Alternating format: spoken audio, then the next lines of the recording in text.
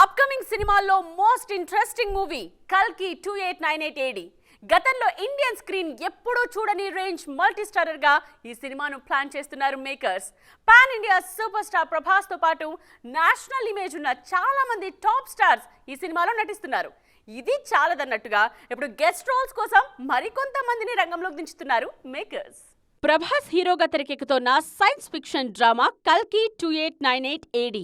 నాగాశ్విన్ దర్శకత్వంలో తెరకెక్కుతున్న ఈ సినిమాలో Bollywood big B Amitabh Bachchan, universal star Kamal Haasan కీలక పాత్రలో నటిస్తున్నారు. Top heroine Deepika Padukone, glamour queen Disha Patani heroines గా నటిస్తున్నారు. మే 9న ప్రేక్షకుల ముందుకు రానున్న ఈ సినిమాకు సంబంధించి మరిన్ని వార్తలు ఫిల్మ్ నగర్ లో వైరల్ అవుతున్నాయి. ఈ సినిమాలో మరికొంతమంది టాప్ హీరోలు గెస్ట్ రోల్స్ చేస్తున్నారన్న ప్రచారం జరుగుతోంది. ఇప్పటికే దుల్కర్ సల్మాన్, విజయ్ దేవరకొండ పేర్లు వైరల్ అవుతున్నాయి. దుల్కర్, విజయ్ విషయంలో క్లారిటీ రాకముందే మరో పేరు తెరమెతుకొచ్చింది. ఓ పౌరాణిక పాత్ర కోసం నేచురల్ స్టార్ నానిని సంప్రదించిందట కల్కి టీం. కృపాచార్యుడిగా నాని నటించేందుకు గ్రీన్ సిగ్నల్ ఇచ్చారన్నది లేటెస్ట్ టాక్.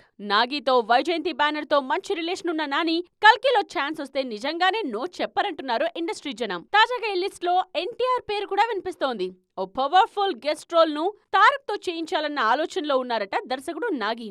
అయితే తారక్ ఆ రోల్ కు ఓకే చెప్పారా లేదా అన్న విషయంలో క్లారిటీ లేకపోయినా కల్కి విషయంలో వినిపిస్తోన్న తారల పేర్లు వింటుంటేనే గూస్ బంప్స్ వస్తున్నాయంటున్నారు ఫ్యాన్స్.